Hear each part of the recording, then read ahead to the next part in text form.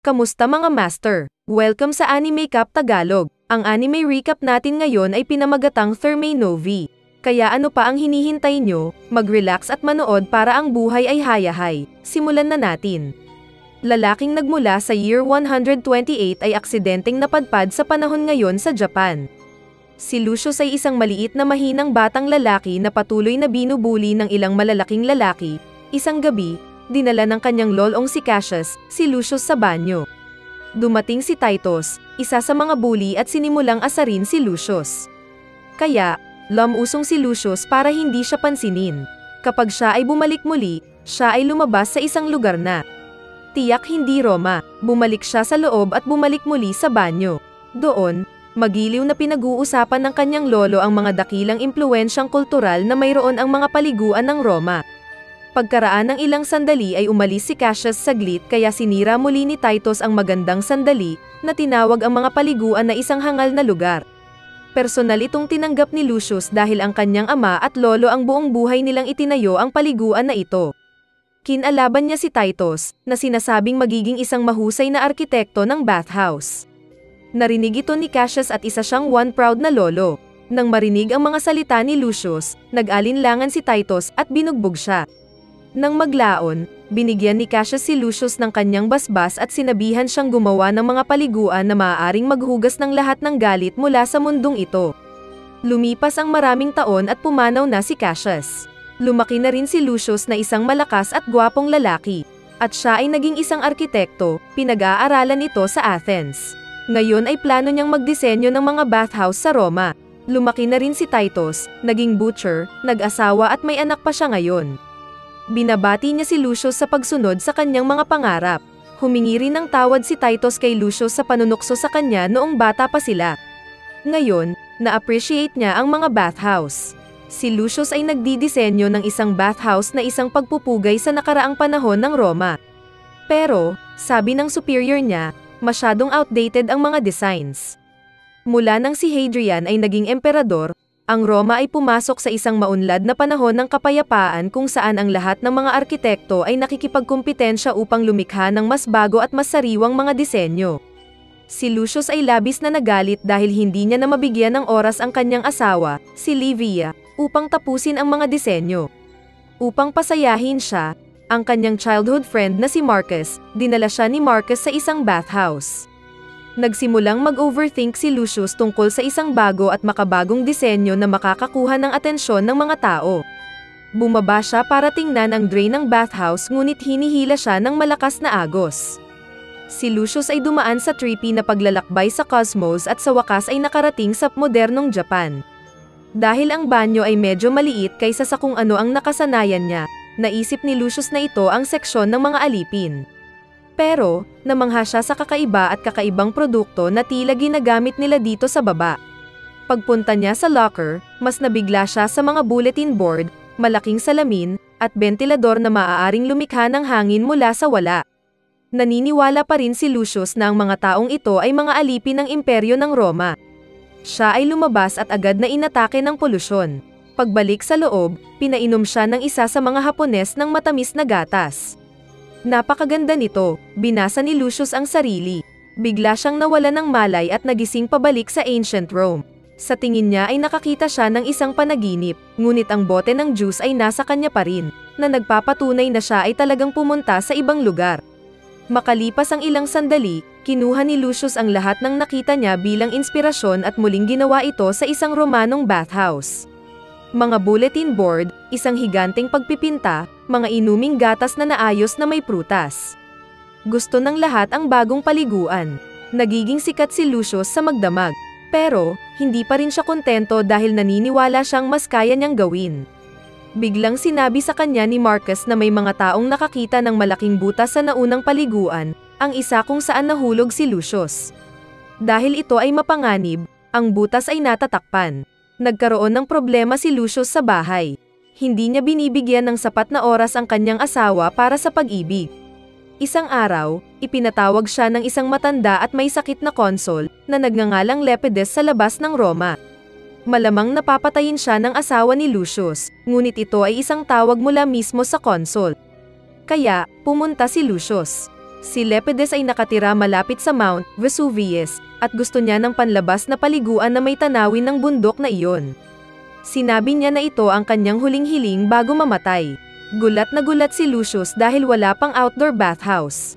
Ang mga temperatura ng tubig ay kailangang kontrolin na hindi pa nagagawa sa labas. Habang naghahanap sa isang magandang lokasyon, nakita ni Lucius ang isang bukal na puno na nagbibigay ng mainit na tubig mula noong pumutok ang Mount Vesuvius 50 taon na ang nakakaraan. Pumasok si Lucius upang mag-imbestiga at nahulog siya. Nang subukan niyang lumangoy pabalik sa ibabaw at dumating siya sa modernong Japan. Lumalabas si Lucius sa isang mainit na bukal lalo na para sa mga unggoy. Kaya, inaatake siya hanggang sa takutin ng may-ari ang mga unggoy.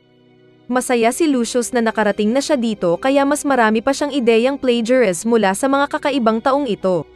Nilibot ni Lucius ang buong lugar upang makita kung saan nanggagaling ang mainit na tubig at kung saan ito umaagos. Ipinakita rin sa kanya ng mga Hapones ang isang itlog na pinainit sa tubig ng bukal upang hindi ito masyadong matigas at hindi rin ito masyadong hilaw. Natikman ni Lucius ang itlog at umibig siya. Nakatikim din siya ng hot spring shake at muli siyang umibig. Masyado siyang umiinom kaya nalasing siya at nawalan ng malay. Paggising niya, bumalik na siya sa Roma. Gamit ang lahat ng nakita niya bilang inspirasyon, mabilis na nagdidisenyo si Lucius ng panlabas na paliguan para kay Lepidus. Pagkaraan ng ilang oras, bumalik si Lucius upang salubungin si Lepidus. Lumalabas, talagang bumuti ang kalusugan ni Lepidus. Nag-asawa siyang muli at may anak pa siya. Talagang masayahin siya. May isang problema lang. Dumating din dito ang isa sa mga Japanese monkey. Nalilito si Lepidus dahil hindi pa sila nakakita ng mga unggoy. Pero, payapa ang unggoy, kaya payapa rin si Lepidus. Gayunpaman, si Lucius ay nasa purong pagkabigla at sinusubukan niyang itago ito. Isang araw, pinuntahan ni Lucius ang kanyang kaibigan, si Marcus. Sa kabila ng pagiging abala sa sarili niyang gawain sa pag-sculpting, kailangang gumugol ng maraming oras si Marcus sa pag-escort sa kanyang amo sa paliguan, na masyadong matanda para pumunta doon ng mag-isa. Sinabi ng amo na magiging maginhawa kung mayroon siyang paliguan sa kanyang sariling tahanan. Ngunit, tanging ang mga mayayamang tao ng Roma ang kayang bumili ng kanilang mga personal na paliguan. Biglang may nalaglag ang matanda kaya pinuntahan ito ni Lucius. Kapag siya ay lumangoy pabalik, si Lucius kahit papaano ay napunta sa isang bathtub sa Japan. Sa sandaling pumunta siya doon, sinusuri niya ang lahat ng mga aparato at item na may wagas na pagtataka at pag-usisa. Nakikita ang lahat ng advanced na teknolohiya, nagsimulang malungkot si Lucius dahil palagi niyang pinaniniwalaan na ang Roma ang rurok ng kultura at teknolohiya. Ngunit dito, ang kakaibang sibilisasyong ito ay tila nakakuha ng mataas na kamay. Maya-maya lang, pumasok ang isang matanda at makakalimutin dahil bahay niya ito. Naniniwala ang lalaki na si Lucius ay isang matandang caretaker, kaya natural niyang kinukuha ang lahat. Natuklasan ni Lucius na ang isang tao ay maaaring gumamit ng tubig na pampaligo sa pamamagitan lamang ng paggamit ng isang pitchel. Nakikita rin niya ang kagandahan ng isang bath towel para matanggal ang dumi. Kita niya ang kagandahan ng shampoo, drain at takip ng shampoo. Nagsimulang makakuha ng mababang kutis si Lucius. Nagsisimula siyang nanlumo, kaya pinainom siya ng matanda ng beer. Si Lucius ay umibig, muli. Masyadong masarap ang beer. Nagsimula siyang mawala ng malay at bumalik siya sa Roman bathhouse. Aksidente din siyang nagdala ng scrubang towel.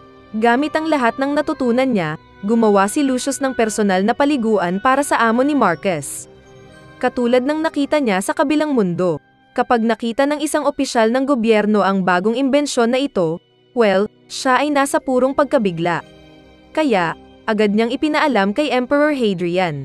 Ipinatawag ni Hadrian si Lucius sa isang pulong. Kinabahan si Lucius dahil si Hadrian ay isa ring arkitekto bukod pa sa pagiging emperador. Hiniling sa kanya ni Emperor Hadrian na magtayo ng pribadong paliguan para sa kanya kung saan makakapag-isip siya ng mapayapa. Gusto niya ng mga kakaibang disenyo mula kay Lucius, walang makaluma. Malaking pressure ito dahil si Hadrian ay isang dakilang admirer ng kagandahan at napakahigpit din pagdating sa innovation. At dapat itong gawin bago umalis si Hadrian patungong Jerusalem sa loob ng 1 buwan. Sinuri ni Lucius ang moat sa paligid ng mga pribadong silid ni Hadrian nang bigla siyang nahulog. Samantala, sa Japan, isang receptionist na nagngangalang Mami, ay naghahanda upang makipagkita sa isang kliyenteng Italyano. Maya-maya lang, lumabas si Lucius sa bathtub. Teka, Italian pala si Lucius. Ang pagkalito ay perpekto. Mabilis siyang binigyan ni Mami ng bathrobe at pinakita sa kanya dahil sa tingin niya ay siya ang kliyenteng Italyano. Gaya ng dati, si Lucius ay nagiging sobrang nakatutok sa mga show-irang item na available doon na nakadisplay. Muli, siya ay naging malungkot, iniisip na ang Roma ay hindi kasing husay ng misteryosong sibilisasyong ito. Ipinakita sa kanya ni Mami ang isang TV na may dikiya sa kanila at naniniwala si Lucius na ito ay isang tunay na aquarium. Nang pumunta si Lucius sa banyo ay namangha siya sa automatikong takip at musika. Iniisip niya na ang mga alipin ang gumagawa ng lahat ng iyon. Isa pa, ang automatic flush at ang spray na naghuhugas ng kanyang puwitan. Sa kabila ng pagkabigla sa una, nakita niya ang buong karanasan na nakapapawi. Nang maglaon, pinagalitan siya ng manager ni Mami dahil sa hindi niya pagtanggap sa kliyenteng Italyano. Pumasok sila sa loob para tingnan, ngunit wala na doon si Lucius. Mukhang may matatanggal sa trabaho. Bumalik sa sinaunang Roma, inilapat ni Lucius ang lahat ng natutunan niya sa pribadong paliguan ni Emperor Hadrian. Isang personal na batya, isang personal na aquarium, at isang fountain para sa kanyang kamot. Si Hadrian ay labis na nasisiyahan kay Lucius. Si Lucius naman, feeling imposter. Pero, hindi siya nagsasabi ng totoo. Si Hadrian ay labis na nasiyahan kay Lucius na hiniling niya sa kanya na sumama sa kanyang kampanya sa Jerusalem. Mayroon silang medyo romantikong sandali. Pumunta si Hadrian sa kanyang kampanya sa Jerusalem upang itigil ang isang paghihimagsik ng mga Hudyo. Pagod na ang kanyang mga tauhan sa lahat ng labanan. Kaya, inatasan ni Hadrian si Lucius na magtayo ng isang bathhouse dito. Isa pa, mahina ang mga sundalo dahil uminom sila ng laso na alak mula sa kalaban. Samantala, personal na nakikipagtulungan si Lucius sa mga manggagawa para mas mabilis na matapos ang paliguan. Ngunit, sumakit ang likod niya at nahulog sa tubig. At syempre, nakarating na naman siya sa modernong Japan. Sa pagkakataong ito, dumating siya sa isang hilang spa sa taas ng bundok. Si Lucius ay dumaranas pa rin ng pananakit sa likod, kaya inilagay siya ng mga tao sa isang mainit na lupa na tumutulong sa kanyang sirkulasyon. May mga nagpapainom din sa kanya ng sakay. Gayunpaman, ang kapakanan ay lumalabas na nag-expire at si Lucius ay nagkasakit. Naisip niya kaagad na nolisan siya tulad ng ibang mga sundalong Romano. Kaya, binibigyan siya ng mga tao ng tubig na bukal upang inumin. Ang mayamang mineral ay agad na nagpapagaling sa kanya. Bumalik si Lucius sa Roma kung saan ginagamit niya ang bukal ng tubig upang ayusin ang kalusugan ng mga lason na sundalo. At syempre, ang bathhouse ay palaging panalo. Dinadala din niya ang mainit na ideya sa sahig na tinatamasa ng lahat, kasama na si Emperor Hadrian mismo. Ang espiritu ng buong hukbo ay naalis at nagtagumpay sila upang makuha ang Jerusalem. Si Hadrian ay nalulugod sa kanya at hiniling sa kanya na maging kanyang personal na taga-disenyo. Tanggap ni Lucius. Ngunit, humihingi rin siya ng bakasyon pabalik sa Roma para makilala ang asawa. Tinanggap at binigyan siya ni Hadrian ng regalo para ibigay sa kanyang asawa. Lumalabas, 3 taon nang wala sa bahay si Lucius. Natatakot talaga siya na magalit sa kanya ang asawa niyang si Livia. Huminto si Lucius sa isang tavern sa tabing daan para sa gabi. Gayunpaman, ang mabuting pakikitungo ay kakilakilabot at pabaya. Ang silid ay magulo, mas parang isang silid ng kulungan kaysa isang tirahan. At ang pagkain ay parang pagkain ng mainit na basura. Humihingi siya ng paliguan bago matulog, ngunit ang tubig ay maligamgam lamang. Nadulas si Lucius sa tubig at sa pagkakataong ito, nagising siya sa panahon ng Edo ng Japan. Doon, laking gulat niya nang makitang magkasamang naliligo ang mga lalaki at babae. Naniniwala lang ang mga tao na si Lucius ay isang dayuhan mula sa isang trade ship. Agad na sinimulan ni Lucius ang kanyang pinakamahusay na ginagawa, na kung saan ay plagiarizing ang mga ideya mula sa tavern. Hinahayaan siya ng innkeeper na manatili sa gabi. Ipinakita sa kanya ng isang batang babae na nagtatrabaho doon kung paano magsuot ng kimono ng maayos. Susunod, binibigyan siya ng hapunan ngunit nahihirapan siya sa mga chopstick. Ipinakita sa kanya ng batang babae kung paano ito gagawin at nakita ni Lucius na matikas ang lahat. Ang innkeeper ay gumagawa ng isang pagpipinta ni Lucius upang iuwi. Maya-maya, pumunta si Lucius para maligo. Sumama rin sa kanya ang dalaga at sinimulan na niya itong akitin. Pero hindi naakit si Lucius. Bumalik siya sa Roma. Makalipas ang ilang sandali, dumating si Emperor Hadrian sa parehong inn kung saan siya binigyan ng magandang serbisyo. Napahanga si Hadrian. Ang lahat ng mga pagbabagong ito ay ginawa ni Lucius. Inilagay din nila ang painting ni Lucius na ginawa ng Japanese innkeeper. Sa kabila ng paggawa ng napakaraming bagong disenyo, gumugugol si Lucius ng ilang oras sa pagpapanatili ng paliguan na itinayo noon ng kanyang lolo at ama. Gayunpaman, ipinaalam sa kanya ng may-ari na siya ay dumaranas ng mga pagkalugi dahil ang paliguan na ito ay nawala sa estilo. Gayon din, kamakailan lamang, may mga bagong tao na nagsimulang dumating at nagdudulot sila ng gulo para sa ibang mga customer. Ang mga lalaking ito ay bahagi ng mga tribong Aleman ngunit ngayon ay nakakuha na sila ng pagkamamamayang Romano pagkatapos makipaglaban para sa kanila sa loob ng 25 taon. Ang mga bagong mamamayan na ito ay hindi alam ang tamang Romanong etiquette kaya gumawa sila ng gulo. Pinuntahan sila ni Lucius upang pag-alitan, ngunit binugbog nila siya at nahulog siya sa tubig. At nagising siya sa isang bathhouse sa modernong Japan. Doon, nagsimulang napagtanto ni Lucius na ang mga Hapones ay palaging magalang na mga tao. Marahil ay dapat ding gamitin ng mga Romano ang pagiging magalang. Biglang pumasok sa banyo ang ilang mga hooligans tulad ng dati at nagsimula silang gumawa ng kaguluhan. Nagalit na naman si Lucius sa kanila kaya binugbog ulit nila. Kaya, pumasok si Lucius na may dalang shield at wallet na puno ng legionary style. Gayunpaman, lumalabas, ang lalaki ay talagang isang kampyon sa fencing at sinimulan niyang talunin si Lucius. Ngunit, si Lucius ay isang Romano at ang mga Romano ay mahusay sa mga bagay na ito. Nagawa niyang patumbahin ang sandata ng lalaki. Nagsisimula silang mag-away pero pareho silang napapagod. Sinamantala ni Lucius ang kanyang pagkakataon na ipakita sa mga lalaki ang wastong etiquette ng mga pampublikong paliguan na nakaprint sa papel. Ang mga lalaki sa wakas ay nagpakita sa kanya ng paggalang. Nagsimulang maging masaya si Lucius sa kanyang nagawa. Bumalik sa Roma, hiniling ni Lucius kay Marcus na mag-ukit ng ilang mga ukit para sa mga dingding na nagpapakita ng wastong kagandahang asal. Sa wastong komunikasyon, kahit ang mga bagong mamamayan ay naiintindihan kung ano ang gagawin. Nagsimulang magbonding ang lahat at nagpapasalamat ang may-ari sa kanya.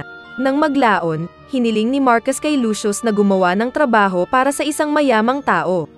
Ang lalaki, si Augustus, ay tinakpan ang kanyang buong katawan ng makintab na gintong blings. Ipinakita sa kanya ni Augustus ang disenyo na isang gintong bathhouse na puno ng mga bulgar na detalye.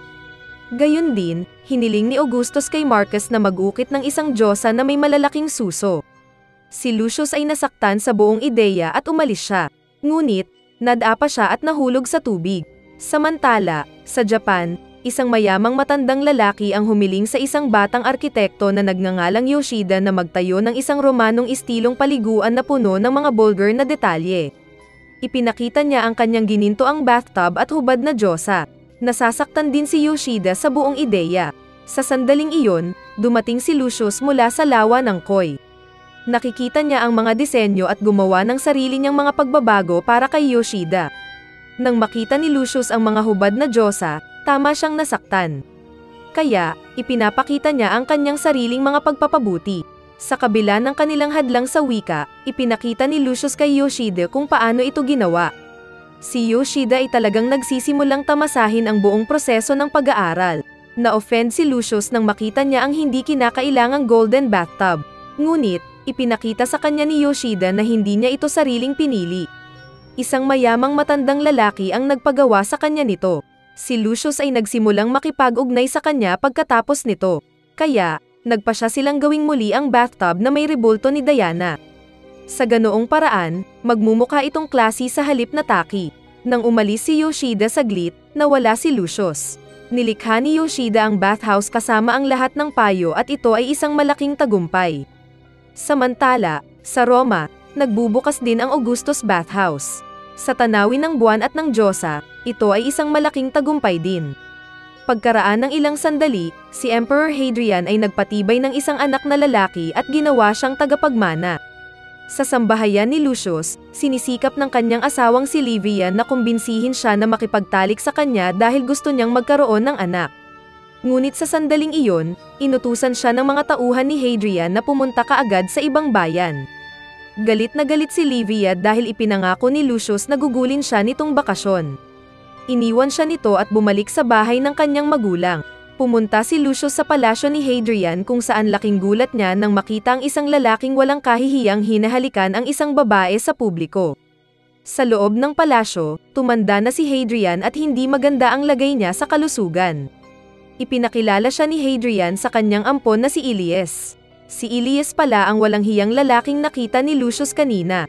Dahil ang mga tao ng Roma ay hindi sigurado tungkol kay Ilias, hiniling ni Hadrian kay Lucius na bumuo ng bago upang ipakita na si Ilias ang tamang pagpipilian para sa trono.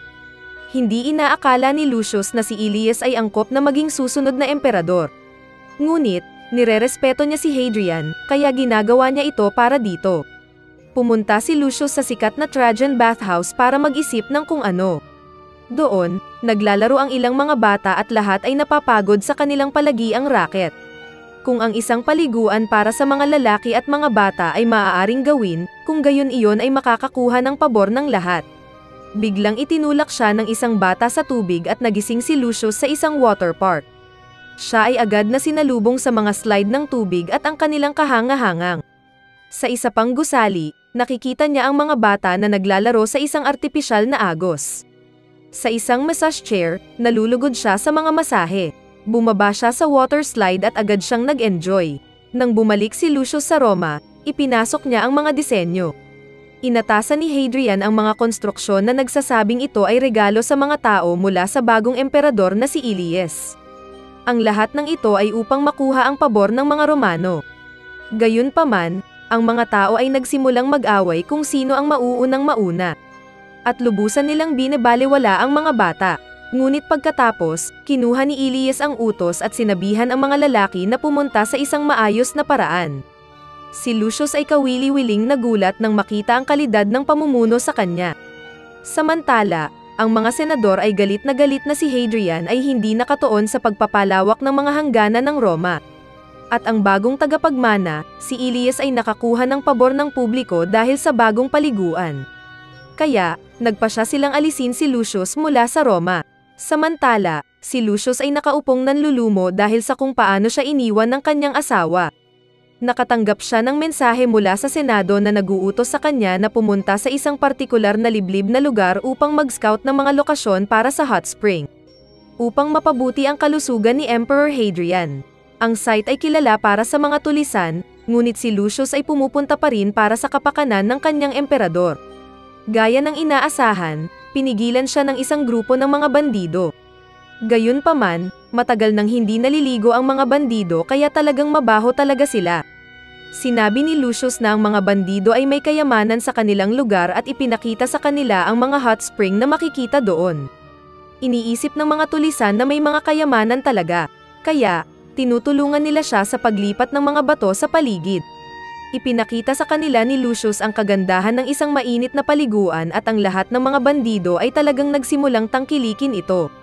Biglang nahulog si Lucius sa tubig, at lumabas siya sa isang bayan na itinayo sa isang mainit na bukal. Kumuha siya ng ilang random na damit na nakita niya doon. Dahil ang buong bayan ay isang destinasyon ng mga turista, siya ay humanga sa lahat ng mga bagay doon. Nakita niya ang ilang mga batang babae na sinusubukang bumaril. Kaya, ipinakita niya sa kanila ang kanyang mga kasanayang Romano at tinatamaan ang bullseye pagkatapos ng bullseye. At nanalo siya ng premyo. Nakahanap si Lucius ng pera sa kanyang damit. Kaya, bumalik siya sa unang lokasyon at ibinalik ang mga ito sa kanilang orihinal na may-ari na naghahanap sa kanila. Bigla siyang nakakuha ng ideya at ipinagpalit niya ang kanyang mga Romanong barya na puro pilak sa pera ng Hapon. Gamit ang pera, pumunta siya para kumain ng ramen. Nabigla siya kung gaano kaganda ang hitsura, amoy, at lasa ng lahat. Binabayaran niya ito gamit ang perang nakuha niya kanina at laking gulat niya na pera rin pala ang papel. Bumili siya ng shell souvenir para bawiin. Nang maglaon, ang unggoy ay nahulog pabalik sa ilog, kaya si Lucius ay tumalon pagkatapos nito. At nagising siya pabalik sa Roma. Gamit ang lahat ng nakita niya sa Japan, ginagaya ni Lucius ang isang buong hot spring town dito. Ang mga bandido ay nagsimula na ring magtrabaho ng tapat na buhay. Ginagawa nila ayos lang, maraming tao ang pumupunta rito at mayaman na sila ngayon. Makalipas ang ilang sandali, dumating si Emperor Hadrian sa bagong bayan ng Hot Spring. At, dinala niya si Livia. Humingi ng paumanhin si Hadrian sa hindi direktang dahilan ng Lomet sa kanilang pagsasama. Masaya rin si Livia na makita si Lucius. Nakita niya ang lahat ng magagandang bagay na nilikha ni Lucius para sa imperyo at sa wakas ay na-appreciate niya ang kanyang gawa. Pagkatapos ng lahat, ang lahat ng paliguan ay humahantong sa Roma.